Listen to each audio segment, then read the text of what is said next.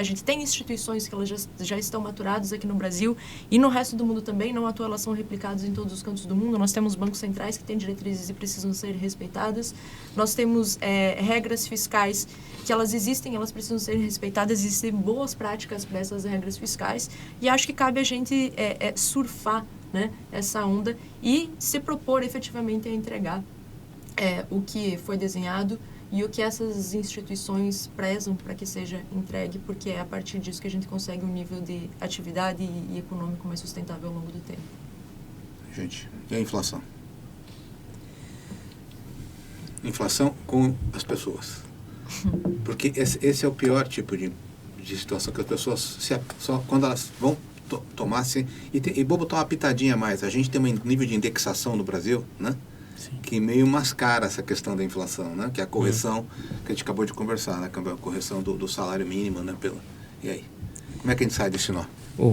Então, primeiramente, né, o índice de inflação oficial, o IPCA, que é publicado pelo IBGE, vale a pena lembrar que é uma cesta, né, seguindo o gasto de cada família, mas se você olhar a população mais pobre, né, eles têm uma inflação que finalmente é muito... eles gastam muito, uma parte muito maior do rendimento deles em comida, por exemplo.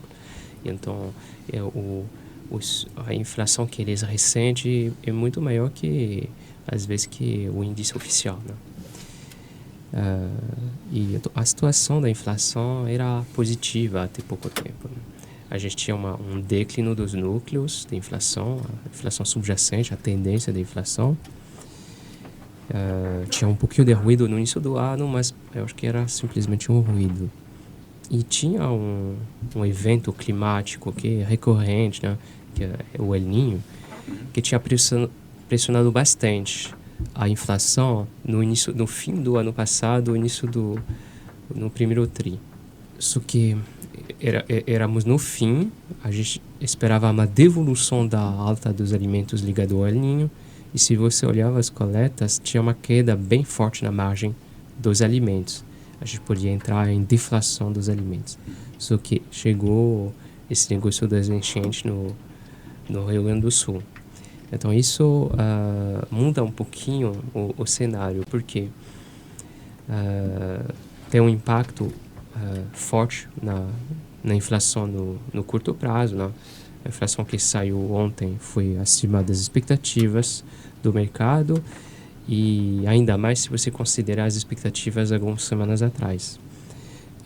Mas a gente não sabe exatamente o tamanho do impacto inflacionário desse evento, porque, por exemplo, quando vai se tratar de reconstruir o Rio Grande do Sul, tem muitas casas destruídas, teve muitas empresas que vão precisar ser totalmente reformadas.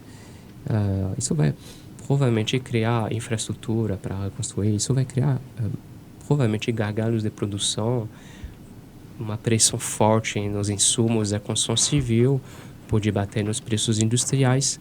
Então é muito difícil de saber o impacto real, né, dessas enchentes, mas qualquer coisa é inflacionário, né?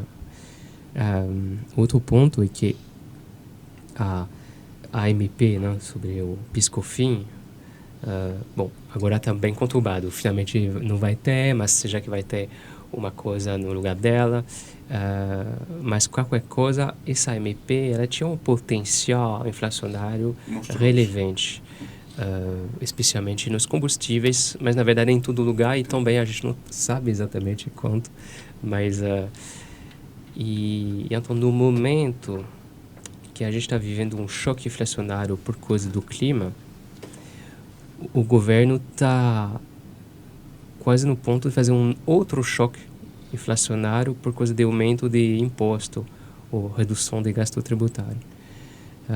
Então, a gente estava numa situação que era relativamente ok para uma situação que está muito mais conturbada e que se reflete, né, nessas expectativas que eu falei. Agora tem um bom ponto, né?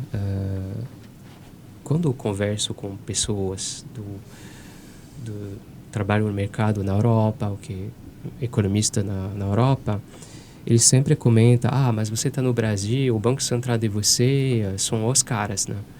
Eles acertaram a ver o ciclo de inflação no início de 2021, subiram o juro mais cedo que todo mundo, fizeram o trabalho de casa na parte monetária e aí conseguiu cortar juro antes de todo mundo.